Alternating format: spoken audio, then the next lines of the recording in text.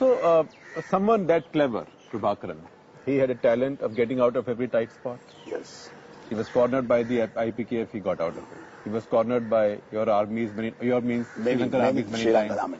And then he would bargain for a ceasefire. And then he'll build up his strength. And suddenly we'll hear a story. LTT attacked, 500 soldiers killed. That's right. Right? How did he make such a big blunder like killing Rajiv Gandhi? Have you analyzed it? Have you got information? No, I think he hated Rajiv Gandhi, for one thing. That he tried to patch up this whole thing. Tried to give a political solution. And he had to accept it. That he didn't like it. He didn't want any solutions to be given by anybody. Because he thought he was the king. When that mentality comes, then of course... And he never realized the consequences this will have in India and in Tamil Nadu? Yeah, I don't think he was bothered about it, because there were some leaders in Tamil Nadu who was communicating with him and sympathizing with him. Such as who? I don't want to mention it. The names, as you know. The one got defeated the other day. I think all of them were defeated by the people. Yes. All of them who were sympathizing with him was killed. I mean,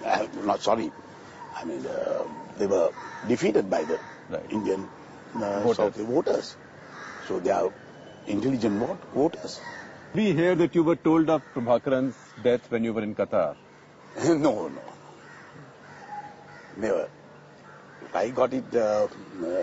I got the news on the 19th. Because it looked too pat that, you arrived from the Gulf and you announced his death just a day after Indian election results were announced. It's almost as if we were waiting. No. I think... I mean, I'm not a hardened, hard-nosed, cynical, skeptical journalist. Yeah. I don't accept perfect timing stories so easily.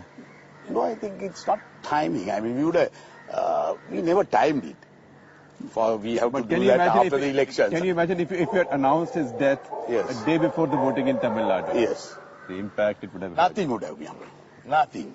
No impact at all. It would have been better for the Congress, I would say.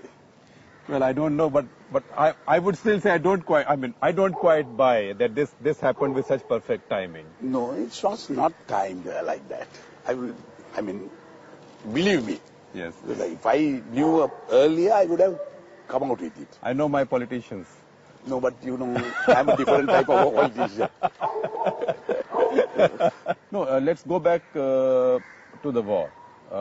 What kind of communication did you have with India during these 6 weeks in the run-up to elections until Prabhakaran's death? I mean, we had discussions, and they were from the beginning, they were worried about the civilian casualties. They were giving, that type of, other than that, we didn't have any discussions. Did they put pressure on you? No, I don't think I got any pressure from them. I won't say that it's pressure. Among friends, there can't be pressures and... Persuasion. Persuasion. But did they say to you, President Rajapaksa, we don't want Prabhakaran dead or alive on 13th of May? No, they never said that. They never said that. They never said that. They said you do what you want. Because they were not. I mean, they knew that I am fighting their war. Did they ever say it to you? No, they didn't say that. I mean, private conversation they might have. But I was fighting their war. Why should they come and tell me not to fight? But they were cautious about the civilian casualties, so he said yes. But were you worried by the way this was playing in Tamil Nadu politics, that it may become intolerable for India? No, from the beginning, the NDTV, I was watching some television programs, and in that way the young girls and boys reacted. I knew that there was no impact at all. The NDTV, I notice, is very popular in Sri Lanka. Yes, it's popular.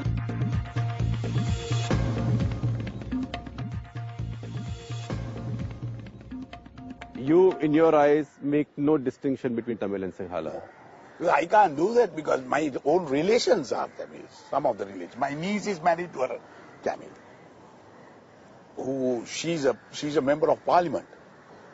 But your greatest cricketing hero is a Tamil. Your greatest cricketing hero of all time is a Tamil. Yes. Tamil, quite. Yes, Muthaiya Muralidharan. Muralidharan. So, I mean, how can I do that? In my own house, I can't do it. But Sinhala chauvinism was a reality too. I won't say that too. I won't say that. Because these are all politicians who started this. Right. No, I don't think normal, if you go to a village and speak to a Tamil, I don't think he had all these problems. But for politicians, yes. For politicians, they are the people who want power. Right. So this is the only way that they can come to power. By dividing people. By dividing people. You are a politician too? Yes.